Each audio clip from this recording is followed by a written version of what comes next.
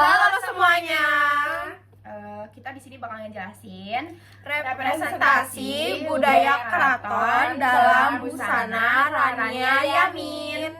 Sebelumnya, perkenalkan, aku Rifani Alia Putri dengan 3 digit NIM terakhir 183. Aku Sana Febrianti dengan digit NIM terakhir 159. Aku Siti Nailur Rahma dengan 3 digit NIM terakhir 162. Siapa sih Rania Yamin itu? Rania Maiswari Yamin atau sering disebut juga sebagai Rania Yamin merupakan konten kreator yang sering menggunakan kebaya dan melestarikan budaya Keraton Mangkunegaran Surakarta. Nah, si Rania Yamin ini juga sudah menyelesaikan pendidikannya di Universitas Indonesia di program studi sastra Indonesia. Kayak kita. Nah, si Rania Yamin ini juga udah banyak banget punya followers ya, Feb. Berapa sih? Di TikTok tuh kalau nggak salah sekitar 600.000 dengan total jumlah like 27 juta deh kalau nggak salah. Wah, banyak banget ya. Keren. Terus uniknya dari Rania Yamin apa ya?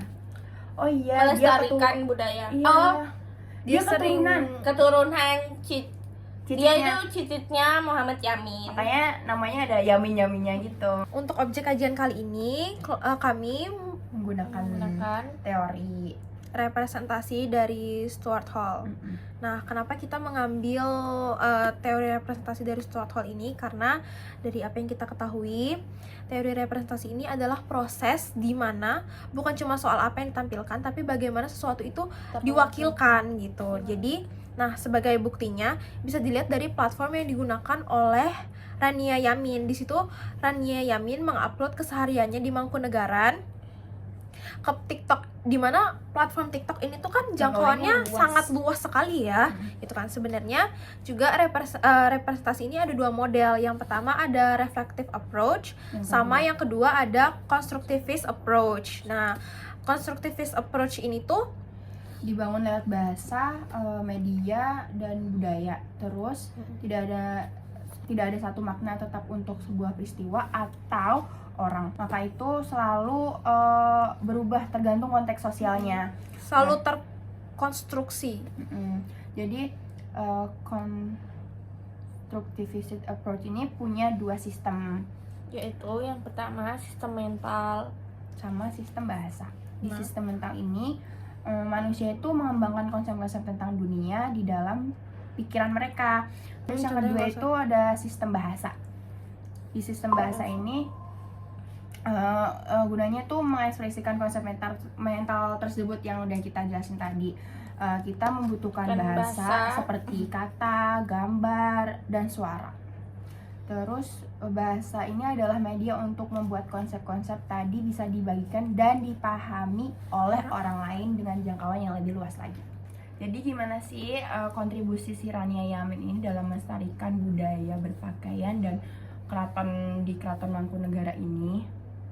Jadi si Rania Yamin ini sering mengenakan kebaya ya, kebaya yang menurutku Modern. sih bukan hanya modern, bahkan dia pakai kebaya yang udah apa namanya, yang lama itu loh, Vintage, ya vintage, tapi kelihatan menarik gitu kalau dia kenakan. malah modis, Modis. fashionable.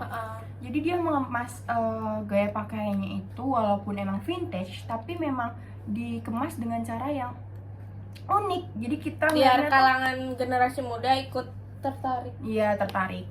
Terus ada kalau melestarikan budaya keratonnya sendiri itu dilihat dari konten-kontennya selain berkebaya tadi, biasanya dia tuh mengekspos bagian di keraton itu sendiri. Jadi kita nih orang-orang awam yang nggak tahu Keraton Mangkunegara tuh Apalagi yang kayak lebih kayak yang ke ruangan yang tidak boleh dijamah orang luar gitu. iya. Jadi dia tuh ngeliatin gitu. Ya, jadi kita mengobati rasa penasaran kita juga sih kalau misalnya kita penasaran sama Keraton Mangkunegara itu sendiri. Ya, jadi kayak misalnya di salah satu VT-nya Rania Yamin ini dia nunjukin toilet, kamar mandi kamar mandi. Di Keraton Mangkunegara ini sendiri. Jadi kita bisa taw oh di Mangkunegara ini tempat sabunnya seperti ini. Bahkan Terus mereka backupnya- mandinya juga masih duduk yang pakai gayung gitu. Iya, jadi kayak keren banget ya. Jadi kita tuh kayak tahu gitu loh di keraton itu isinya kayak gimana. Jadi kalau misalnya sebagai generasi muda itu tuh sangat-sangat menambah pengetahuan kita tentang budaya yang ada di keraton itu sendiri. Terus Rania Yamin ini juga Cara penyampaiannya Karena dia sastra Indonesia juga, jadi bahasanya sangat indah.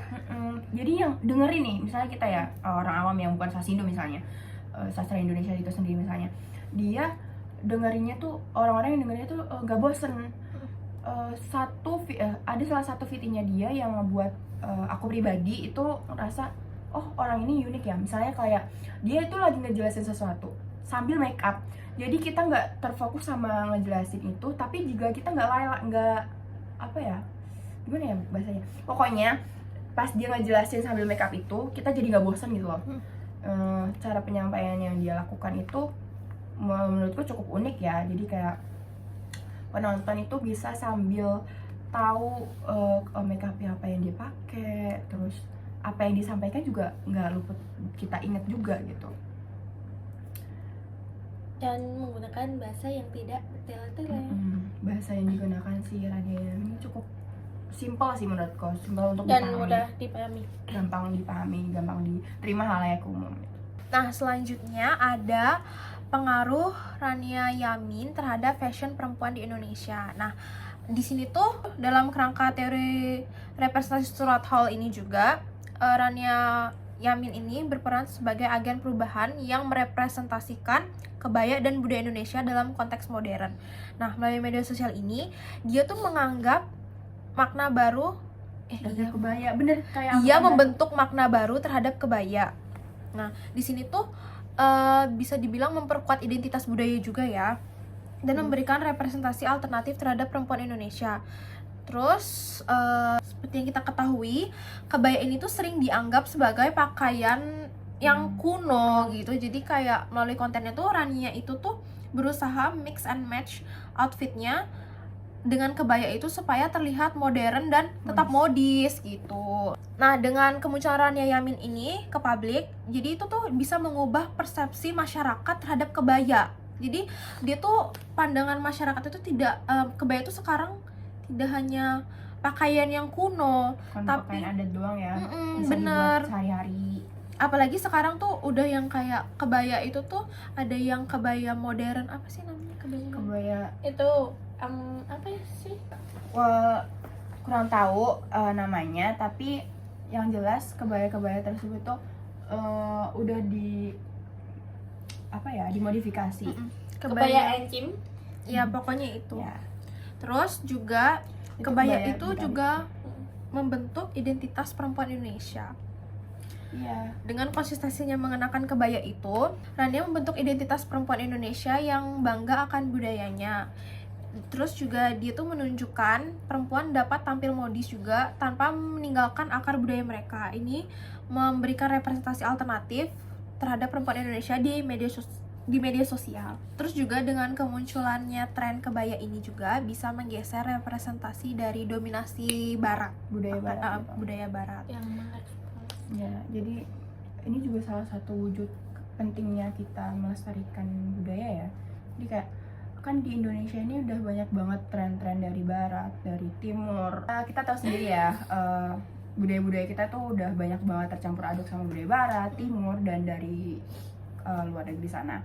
Dengan adanya fashion dari Rania Yamin ini, kita tuh Atau mungkin yang kayak konsep pakaiannya itu juga kayak Rania Yamin kayak Mbak Yu berkebaya ya, gitu Mbak Yu juga. berkebaya. Naik BRT. Jadi hal tersebut tuh jadi wujud asli kita untuk melestarikan kebaya itu sendiri di Indonesia. Terus juga ini tuh mencerminkan cara representasi bisa menjadi arena perjuangan makna seperti yang dijelaskan oleh Stuart Hall itu. Itu sih yang bisa sampai. Tapi ada lagi guys, hal unik dari Rania Yamin ini. Mungkin ini harusnya tadi di awal kita jelasin. Tapi si Rania Yamin ini setelah nunjukin fashion-fashionnya yang lewat kebaya yang tadi, dia juga buka pre-love ya. Iya, pre-love. Nah, pre-love tersebut tuh dari baju-baju yang udah dia kenakan dan dibuat konten.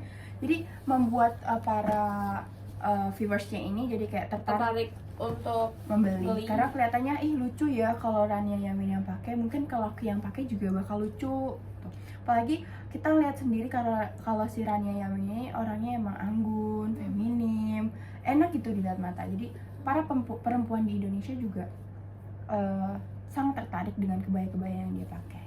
Tapi terlepas dari itu juga kayak apa ya, minat dari kebaya itu juga meningkat ya. Sekian dari kelompok kami. Mungkin kita banyak banget yapping ya tadi, tapi itu yang berusaha kita sampaikan dan kurang lebihnya kami minta maaf. Semoga kita bisa ketemu di lain waktu dengan pembahasan yang lebih menarik.